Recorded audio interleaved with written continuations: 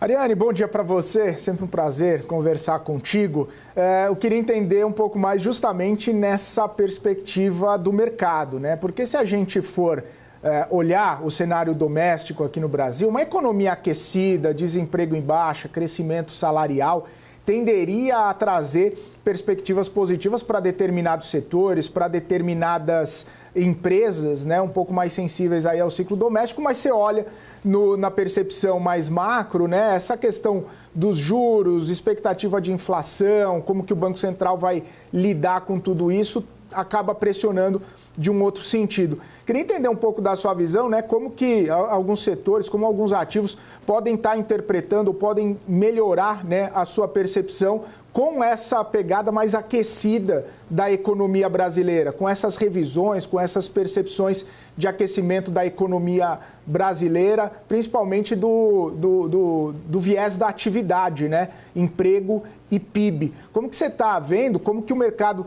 está reprecificando isso, como que a gente pode ver, inclusive, movimentações nos ativos, nos valuations das companhias por conta disso? Bom dia, Felipe. Eu acho que a gente já teve, né, assim, um gostinho de poder interpretar de como as empresas, como os ativos reagiriam e como o mercado precificaria esses ativos, que foi a última leitura dos balanços, em linha com esse PIB mais alto, com essa produção, porque o resultado das empresas nada mais é do que o efeito PIB, né? O PIB ele vem para consolidar todos esses dados, tanto o resultado das empresas como as pesquisas anteriores, e as empresas, principalmente de consumo essencial, mas também varejo, né? A gente teve nas últimas medições e com os últimos dados de vendas no varejo, de serviços, mostrando que mesmo com a dificuldade, né, por ser muito impactado por essa abertura da curva de juros, por expectativa de inflação, ainda assim o mercado vê com bons olhos por conta de resultado especificamente, né? Então é como a gente tivesse o freio e o acelerador ao mesmo tempo, né?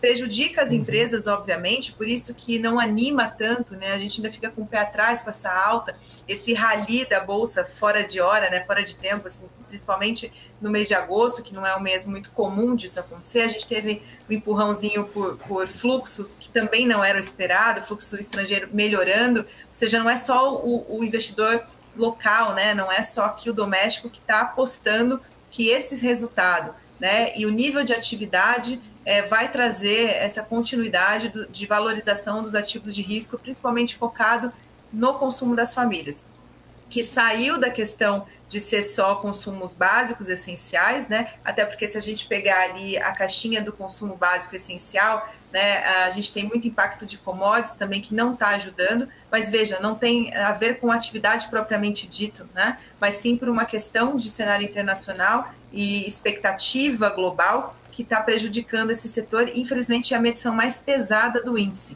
A gente precisa olhar fora do índice, né? Olhar, como você falou, setorial, né? Quais seriam, né? Então eu estou vendo esse impacto bastante em varejo, né? Que está animando, colocando uma posição do investidor um pouco mais otimista para esse setor. Acho que o setor de educação, mesmo com o nível de preços que a gente teve, que impactou as últimas leituras de inflação, ainda assim trouxe um mercado aquecido, né, para esse setor, e que também acaba sendo prejudicado por essa questão da abertura da curva de juros. E o último, que é a construção civil, que a gente também viu um aquecimento um pouco maior e uma valorização, né, das empresas que compõem esse setor, exatamente por expectativa de resultados. Os bancos, acho que eu não preciso nem citar, né, fica muito bom por conta do crédito. A gente teve também as estatísticas ali divulgadas pelo Banco Central sobre a questão de crédito. A gente viu uma melhora, né, também advindo pela mesma característica, concentrado olhando ali a melhora do nível de inadimplência, a melhora do custo do crédito, mesmo com a questão dos juros mais altos, da continuidade de uma expectativa de inflação mais alta. A medição foi boa e vem em linha de favorecer esse setor também, que ajudou, né? Porque se a gente só dependesse de Vale e Petro, que está apanhando nesse momento, a gente teria uma medição pior para o Ibovespa, e não foi o que aconteceu, exatamente pelo que a gente está falando aqui. Uma expectativa de resultado melhor, porque a atividade, a conjuntura Brasil, quando a gente exclui fiscal, ela continua num processo, né, sólido ali da economia, como você falou, economia aquecida, né, em todas as medições, mercado de trabalho, atividade, a continuidade da desaceleração da inflação que a gente está vivendo, e que isso também, na ponta, na hora da população fazer esse consumo nesse setor específico que eu falei, que é o varejo, acho que também ajudou, né? A gente viu o setor por si só mudando as estratégias também de comercialização para se adequar a esse momento de preços mais altos por mais tempo. Isso favoreceu os resultados. Então, acho que é um conjunto de dados que a atividade só consolidou, né, tudo isso para um crescimento acima das projeções. E acho que os principais setores que ainda vão continuar sendo favorecidos, mas, por outro lado, como eu falei, quase com freio ali por conta de expectativa, que é o setor de varejo, o setor o imobiliário, né? Vou colocar o imobiliário como um todo, e o setor de educação, que a gente também viu um pouco mais de atenção depois do aumento de preços e que passou a ser colocado na conta ali do investidor nos últimos pregões, Felipe. Mariane, só puxando ainda um pouco o gancho, né? Tentando